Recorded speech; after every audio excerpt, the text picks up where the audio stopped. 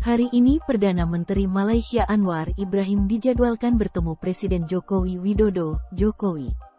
Pertemuan ini untuk membahas mengenai rencana 11 perusahaan asal Malaysia yang ingin investasi di Ibu Kota Nusantara atau IKN Nusantara. Dalam kunjungan ini, Anwar Ibrahim didampingi Menteri Luar Negeri Zamri Abdul Kadir, Menteri Perdagangan Internasional dan Industri Tengku Zafrul Tengku Abdul Aziz, dan juga beberapa pejabat dari kementerian dan lembaga terkait. Tiba di Jakarta, Minggu, 8/1/12/2023, Anwar Ibrahim membawa komitmen investasi Malaysia untuk berpartisipasi dalam pembangunan IKN Nusantara. Berdasarkan keterangan tertulis dari Kementerian Luar Negeri Malaysia di Putrajaya, Perdana Menteri Malaysia Anwar Ibrahim akan mengadakan pertemuan dengan Presiden Jokowi di Istana Bogor, Senin, tanggal 9 Januari tahun 2023, hari ini.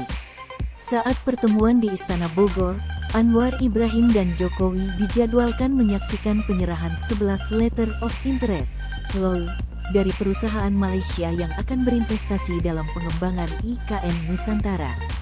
Penyerahan 11 LOI tersebut dilakukan Menteri Perdagangan Internasional dan Industri Malaysia kepada Kepala Otorita IKN Nusantara Bambang Susantono. Selain penyerahan 11 LOI partisipasi Malaysia dalam IKN Nusantara, kedua kepala negara juga menyaksikan penandatanganan 8 MOU antara sektor swasta Malaysia dan Indonesia.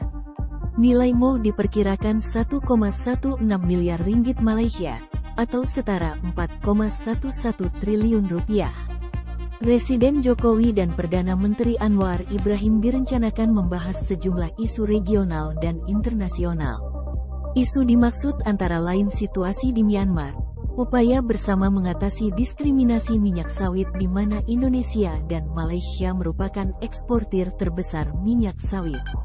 Dalam kunjungan perdananya ke Indonesia setelah dilantik sebagai PM Malaysia pada November tahun lalu, Anwar Ibrahim juga akan menyampaikan kuliah umum tentang hubungan strategis Malaysia-Indonesia, serta menghadiri pertemuan dengan diaspora Malaysia di Jakarta.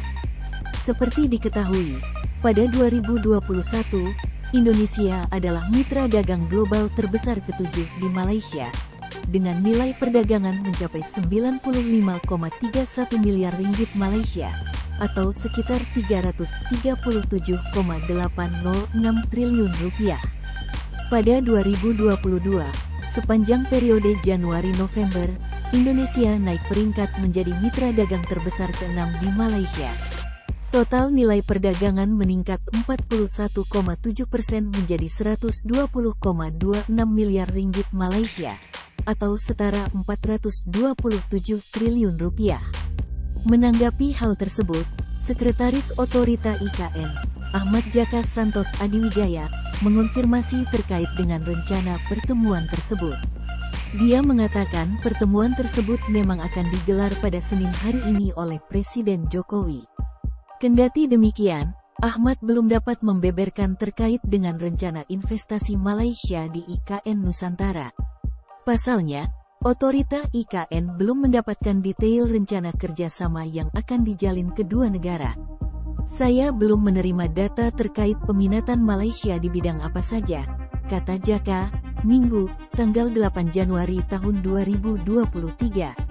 Kabar minat investasi Malaysia di Indonesia sebelumnya juga pernah diungkapkan Menteri Pekerjaan Umum dan Perumahan Rakyat, PUPR, Basuki Hadimuljono, bahwa kemudahan investasi yang ditawarkan pemerintah Indonesia disambut baik para investor, terutama pelaku bisnis startup di negeri jiran itu. Minat tersebut terjaring dalam Forum Investasi IKN Nusantara yang diselenggarakan oleh Kementerian Perdagangan dan Industri Internasional, MIPI, bersama Kedutaan Besar Republik Indonesia di Kuala Lumpur, Malaysia, pada Rabu, tanggal 30 November tahun 2022. Forum tersebut bertujuan untuk meningkatkan investasi dan kerjasama bisnis kedua negara antara Indonesia dan Malaysia, khususnya dalam pembangunan IKN Nusantara. Sementara itu, juru bicara Endra S. Atmawijaya mengatakan dalam forum tersebut dihadiri oleh 183 investor Malaysia yang mulai dari bisnis properti, startup, industri kesehatan, transportasi, energi, dan lainnya. Untuk itu, Kementerian PUPR akan mempercepat persiapan land development pada semester I 2023. Percepatan dan pada semester pertama atau triwulan pertama tahun depan antara Maret sampai Juni, itu mudah-mudahan sudah ada kegiatan land development penyiapan kafling di 1B dan 1C itu yang kita utamakan. Itu kita lakukan percepatan, kita sudah bersurat ke Kemenkeu untuk dialokasikan anggarannya 2023, jelasnya.